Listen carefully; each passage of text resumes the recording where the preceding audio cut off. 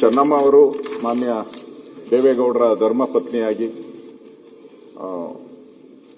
JDS ಕಾರ್ಯಕರ್ತರಿಗಂತೂ ಅವರು ಒಂಥರ ಅನ್ನಪೂರ್ಣೆ. ಮತ್ತೆ ಉಳಿದವ್ರಿಗೂ ಅಷ್ಟೇ. ನಾನು ನನ್ನ ಪದ್ಮನಾಭನಗರದಲ್ಲಿ ಅವ್ರ ಮನೆ ಇದ್ದಿದ್ದು. ಹೋದಾಗೆಲ್ಲ ಪಾಪ ಕಜ್ಜಾಯ ಅದು ಮಾಡಿ ಕೊಡ್ತಾ ಇದ್ರು ನನಗೆ. ಹೋದಾಗೆಲ್ಲನೂ ಕೂಡ ಅಂದ್ರೆ ಎಲ್ಲರನ್ನೂ ಪ್ರೀತಿಯಿಂದ ಕಾಣೋಂಥ ಒಬ್ಬ ಒಳ್ಳೆಯ ಹೃದಯ ಅಂತ ಇರೋವಂಥವ್ರು. ಮೊನ್ನೆನೂ ನೋಡಿದೆ ಪತ್ರಿಕೆಯಲ್ಲಿ ಬಂದಿದ್ದು, ದೇವೇಗೌಡರು ಮತ್ತೆ ಹೋಗಿ ಆ ಸಮಾಧಿ ಹತ್ತಿರ ಕೂತು ಕಣ್ಣೀರಾಗ್ತಾ ಇರೋವಂಥದ್ದು. ಅಂದ್ರೆ ಅವರ ಜೀವನ ಒಡನಾಟ, ಬಹಳ ವರ್ಷಗಳ ಒಡನಾಟ.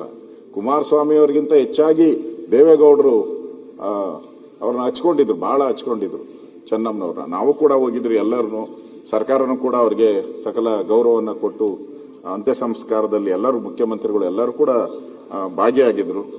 ಅವರು ಒಬ್ಬ ದೈವ ಭಕ್ತಿಯಾಗಿ ಇಡೀ ಕುಟುಂಬಕ್ಕೆ ಒಂದು ದಾರಿದೀಪವಾಗಿ ನಡ್ಕೊಂಡಂಥದ್ದು ನಾವು ನೋಡ್ತಾ ಇದ್ದೀವಿ ಚೆನ್ನಮ್ಮನವರು. ಅವರು 18/7/26 ನಿಧನ ಹೊಂದಿದ್ದಾರೆ. ಅವರ ಆತ್ಮಕ್ಕೂ ನಾನು ಶಾಂತಿಯನ್ನ ಕೋರ್ತಾ ಇದ್ದೀನಿ. ಒಟ್ಟಾರೆ ಇವತ್ತು ತಾವು ತಂದಿರತಕ್ಕಂಥ ಸಂತಾಪ ಸೂಚನೆಯಲ್ಲಿ ಯಾರ್ಯಾರು ನಮ್ಮನ್ನು ಅಗಲಿದ್ದಾರೆ ಅವರೆಲ್ಲರ ಆತ್ಮಕ್ಕೆ ಶಾಂತಿ ಸಿಗಲಿ. ಅವ್ರು ಮಾಡಿರುವಂಥ ಒಳ್ಳೆ ಕಾರ್ಯಗಳು, ಸಮಾಜಮುಖಿಯಾದಂಥ ಕಾರ್ಯಗಳು ಜನ ನೆನಪು ಮಾಡ್ಕೊಳ್ಳಿ.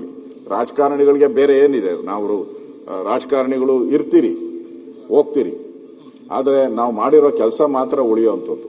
ಅದನ್ನ ನಾವೆಲ್ಲರೂ ಕೂಡ ಅರ್ಥ ಮಾಡ್ಕೊಬೇಕಾಗಿದೆ. ಅದರಿಂದ ಈ ಸಂತಾಪ ಸೂಚನೆಗೆ ಬೆಂಬಲ ಮಾಡಿ ನನ್ನ ಮಾತು ಮುಗಿಸ್ತಾ ಇದ್ದೀನಿ.